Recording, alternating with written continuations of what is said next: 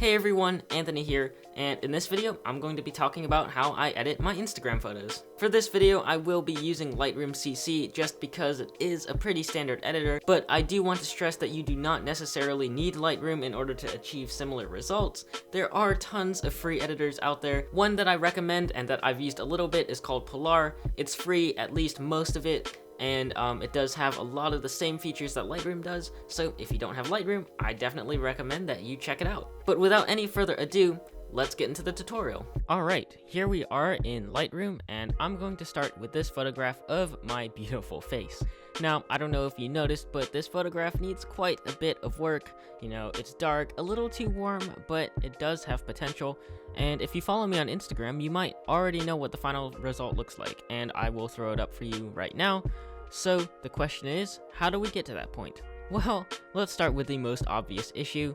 The photo is dark, like really dark. So I'm going to start by going up here and punching the exposure way up. So one problem that raising the exposure creates is that this neon sign behind me gets a little blown out. That can be fixed by lowering the whites. I can also just lift the shadows, adjust the blacks to add more contrast, and I can also turn down the highlights, which again helps the sign. Okay, so after I've messed around with these sliders for a while, it's time to move on to the next issue, and that is the photo is a little too warm, so I'm just gonna grab the temperature slider and drag it way down. Then I may want to scroll back up and raise the exposure again. Something else that I like to do is crush the blacks using the curve slider. This is a pretty popular technique these days. Apparently it gives your photo more of a film look, but I just think that it looks cool. So drag up the curve just like that. After doing this, you may have to brighten up your image again, so yeah, just be prepared to do that. Now let's head on down to my favorite panel, which is the color mixer panel. This gives you complete control over the colors, and this area is generally responsible for the final overall look of my photo. Keep in mind that each photo will be different, but for this one I turned the blues away from purple and more into kind of a teal look. I also messed around with the oranges, which affected my skin color a little bit. The photo is already looking pretty good, but something else that I can do is add a little more clarity. So I just grab the clarity slider and drag it up slowly. I can also do a quick dehaze. The photo is looking really awesome right now, and for comparison, here's a quick look at the original, and then right back to the edited version. In any case, I think we're just about done here, so let's move on.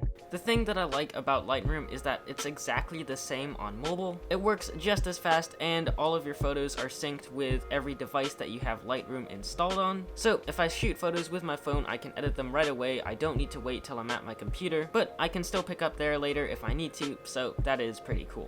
The final thing that I like to do is optional, but that is putting my photos on a white background.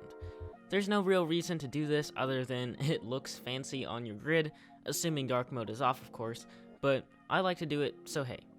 What I use for this is an app called Unfold. It's mostly meant for creating higher quality stories, and I use it for that too, but most of the time I just pop a photo onto a simple template, crop it, and then post it. Real quick and simple, and the base version of the app is free, although you will have to pay to use some of their nicer templates. If you learned anything from this video, be sure to let me know by leaving a like. There are also more videos of mine linked down below in the description. Please click on those, but in any case, thank you for watching this video, and I'll see you in the next one.